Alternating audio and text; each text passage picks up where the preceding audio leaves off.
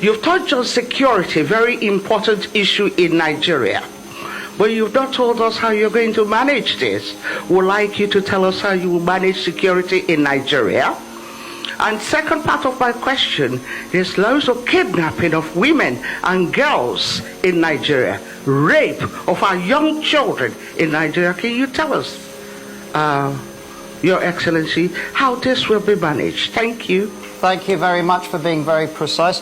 Mr. Tanumba, we had many questions coming in live stream about how you're going to combat terrorism and violence against women, including from Bolupi Omosori.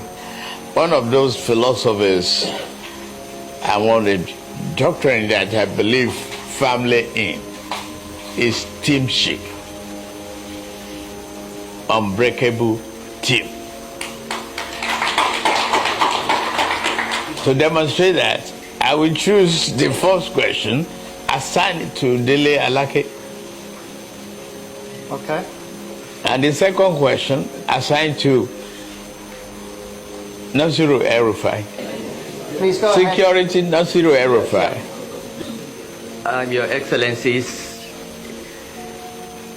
my friend, Mr. Alex Vines, ladies and gentlemen, security has been a big issue in Nigeria in the last few years, and that has affected not only rural economies, but agricultural production, commerce, and everything else. The Bola Tinubu administration will address these challenges, or whatever remains of it, after the efforts of this administration in at least 3 ways. First, policing. Nigeria has about 300,000 policemen for a population of over 200 million. We need at least twice that number. That will be achieved by amending the Constitution so that policing can be at federal, state, and even at community levels.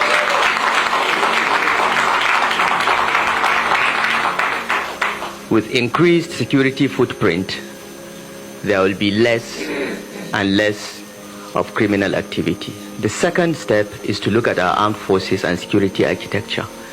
Nigerian armed forces are not more than 200,000 in size, the Army, Navy, the Air Force. While some countries are even looking at a space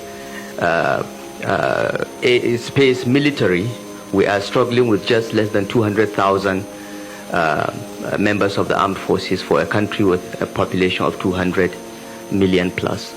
The numbers, the equipment, the skills, and the training of the armed forces will be scaled up, will be increased rapidly to meet the asymmetric nature of the security challenges that we face. Because today, our armed forces are not fighting with other countries, they are fighting with non-state actors, and the doctrine, the training, the numbers must change. And the Bola Tinubu administration already has a blueprint which is embedded in our action plan to address this. We will scale up the numbers of the armed forces, we will ramp up not only the numbers but the training and equipment. In Nigeria in 1967, the total size of the Nigerian army was only 10,000. Because of the civil war, within a year, we ramped it up to 250,000. So it can be done. And what we are facing in Nigeria today, banditry, terrorism, separatism, and oil theft, requires a new approach towards security, enhancing the numbers, providing enhanced technology, and collaborating with the rest of the world to ensure that our country is not only internally safe, but not a threat to our neighbors. Thirdly, the issue of proliferation of small arms following the collapse of Libya due to no fault of ours will have to be addressed through collaboration with countries like Mali, Niger, Sudan, and Chad, and so on and so forth. This we have already started, but this will be deepened and broadened under the leadership of a new security team under the Bola Ahmed Tinubu administration by the special grace of God. Your right to vote should not be abrogated, but promoted. However, we are still building confidence in our democratic and voting system.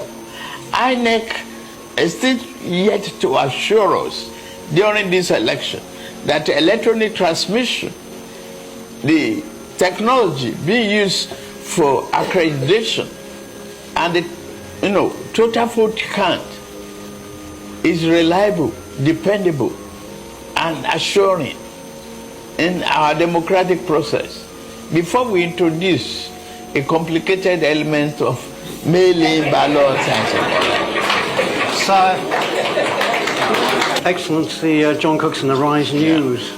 You spent a long time today talking about the problems that Nigeria has, but you've been an integral part of the government for the last 2 terms. Why should people vote for you? Why are you a fit and proper person to be president? thank you very much. So the question was, you've served 2 terms in this government, so why should you be now elected as president? You've done your time in government. I guess my name is Bola Ahmed Tinubu, and the current president is Muhammadu Buhari. And there's nowhere in the Constitution that says, a current administration cannot be a continuity in their own ways. It doesn't remove me from adaptation to my own economic philosophy and developmental program. I did it in Lagos.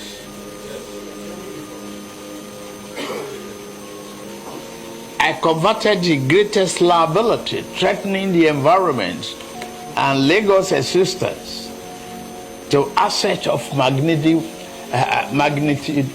value. I've employed various hands in Lagos, whether you are from Lagos or not.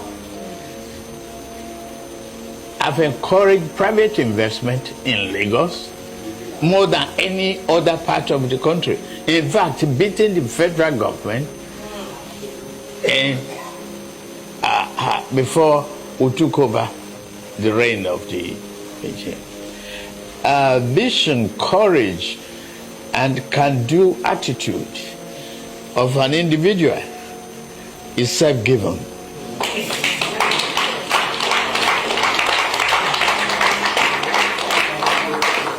And I believe I've earned that throughout the country.